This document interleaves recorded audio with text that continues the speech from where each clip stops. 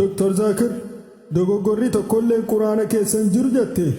Ana ammoo dogoggora seerluga afaan arabaa 20 keessatti arka. Isaanirraa hanga tokkoon siif hima. إن الذين آمنوا والذين هادوا والصابئون سورة البقرة في حج خيسة كنجة.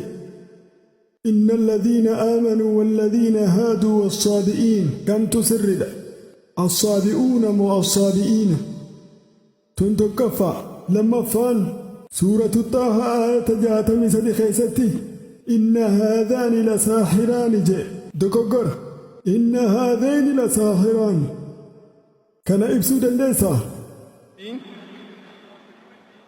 كان مالس دكوغر هدو تجرى obboleessi gaafii bareedduu gaafate qabxiilee tanarraa nama isa daran dubbatu ta'uun fedha. Qabxiilee seer lugaa diidamman inni dubbate hundarrattuu waliif hin gala.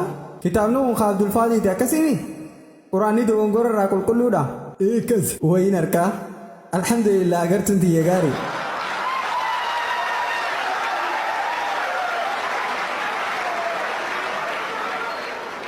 Diidammanuu bakka takkatti hin deebisa. Sababni kitaaba dubbiseetiin jira. diidammanuun hin deebisa inshaallah. Qabxii tokkoffaa obboleessoo qabxiin tokkoffaa wanni jettu seerlugni afaan arabaa hundi quraana irraa fuudhan. Quraanni kitaaba ittiin olaanaa afaan arabaati. Kitaaba barreeffama ittiin olaanaa qabu. Seerlugni afaan arabaa hundi quraana irraa fuudhame. Quraanni kitaaba seerlugaati.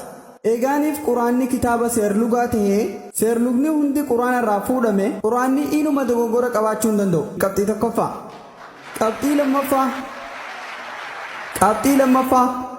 Qabxii lammaffaa akkani beeytaami nama sarartuu fuudhee sarartuun safara qabdi. Safarri kun dogoggora ja'uuti. Kun waan sammuu namaan seenne fakkaata. Qabxiin lammaffaa gosoota arabaa garaagaraa keessatti aatis afaan arabaa ni beeytaa. Dr. William Gamblers waliif galla. Gosoota arabaa garaagaraa keessatti seerlugni jijjiiramaa deema. Gosa arabaa garii keessatti jecha asitti akka dubartii yaamamu gosa biraa keessatti akka dhiiraa yaamamu.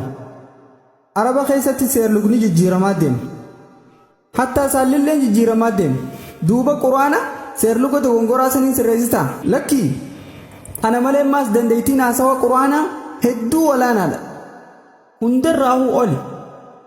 Beeyta ammaas kitaaba adda addaati jira internet irra yoo laalte dogoggora seerlugaa 12 dogoggora seerlugaa 21 Abdul Faadi dogoggora giraamaraa 21 ummata kiristaanaatu dogoggora kana keessaa baase jettee yaadda. Eenyu dogoggora kana baasee dubbata? Eenyu ni beeytanii? Muslimtoota ulamaa'ota muslimaa akka Zammaaqsharii maal godhan seerlugni quraanaa hedduu olaanaa ta'uu keessa waliigaltee fayyadama afaan arabaa faalleessa. Seerlugni quraanaa hedduu olaanaadha. Olaanaa ta'uu isaa mirkaneessuuf fakkeenya kannan.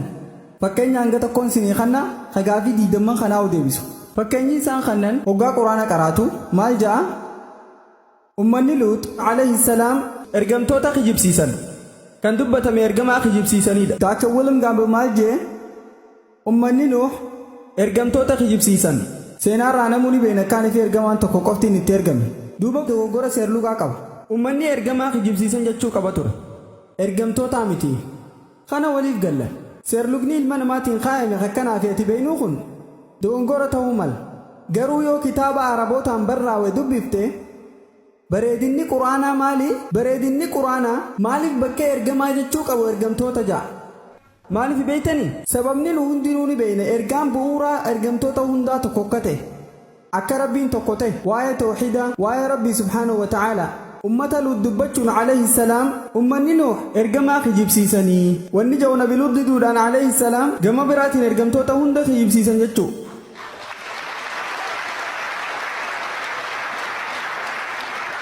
Bareedummina laali dandeettii haasawa isaa laali alhamdulillah dogoggora sa'uu dandeessa. Kun dogongoraa miti.